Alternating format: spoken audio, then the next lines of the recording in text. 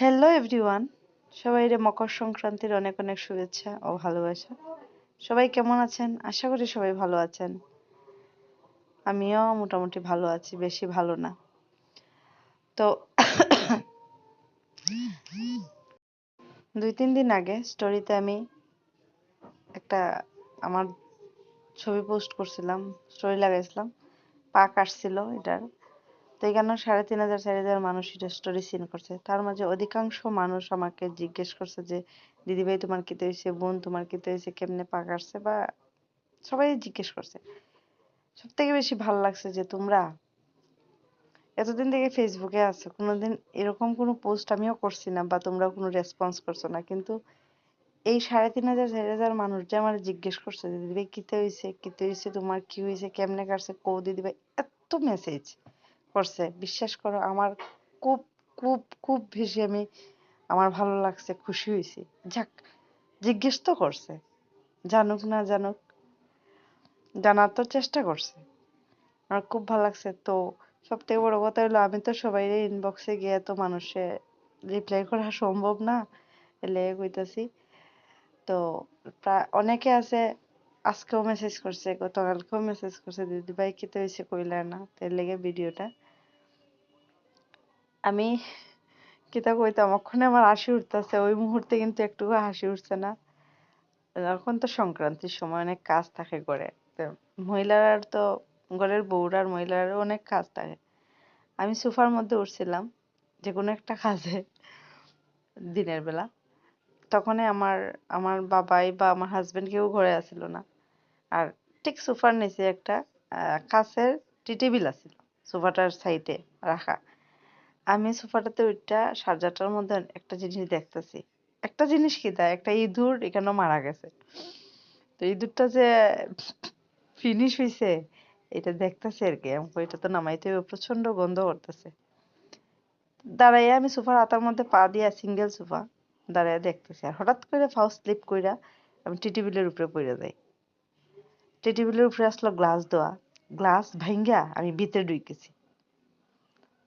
যখন ঢুকছি তখন মানে কিতা কইতাম, ওখানে হাসি পাইতেছে, তখন আর হাসি পাইছে না।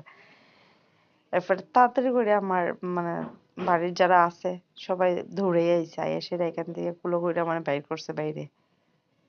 যেখানে আমি পড়ছি এই ঘরের ভিতর থেকে পুরো বারান্দা পর্যন্ত প্রচন্ড ভাবে পা থেকে বাইরেছে, ব্লিডিং হয়েছে। তো কিতা কইতাম, তখন আর নিজের মধ্যে আসলাম না। এরপরে দিয়ে সবাই তাড়াহুড়া করে হসপিটালে নিয়ে গেছে। নিয়ে যাওয়ার পরে তো যাই হোক যেটাই হোক, দেখছে, প্লাস্টার করছে, ব্যান্ডেজ করছে, কইরা টইরা দিছে, বাড়িতে দিছি। তো গতকালকে গিয়া আমি ব্যান্ডেজ কইরা দিছে, ড্রেসিং কইরা দিছে। ওখানে মোটামুটি পার্টি সুস্থ আছে, বা একটু একটু হাঁটতে পারি ধইরা ধইরা।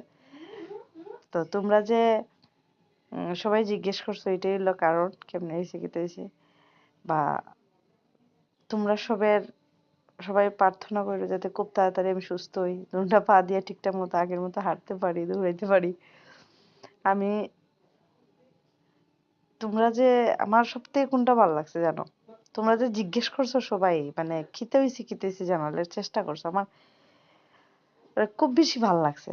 যে মানুষটি এতদিন থেকে ফেসবুকে আছে, কোনোদিন এরকম কোনো পোস্ট করছে না, লাগে জানতামও পারছি না, কিন্তু আজকে জানতাম পারছি যে তোমরা সত্যি আমার খোঁজ রাখো, আমারে জিজ্ঞেস করো যে আমার কিতে হইছে।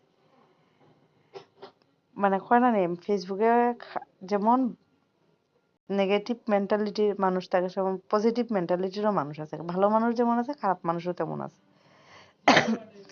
তো এই মানুষগুলা যে 3,500-4,000 মানুষ, আমার এত ভাল লাগছে। অনেক অনেক ধন্যবাদ। সবসময় এরকম আমার পাশে থেকো। আর তোমরা আশীর্বাদে এক্ষণে আমি সুস্থ আছি। আমি পাটা আর অক্ষণ দেখাইতেছি না, এর লেগে দেখাইলে কিরম লাগে, এর লেগে দেখাইতেছি না।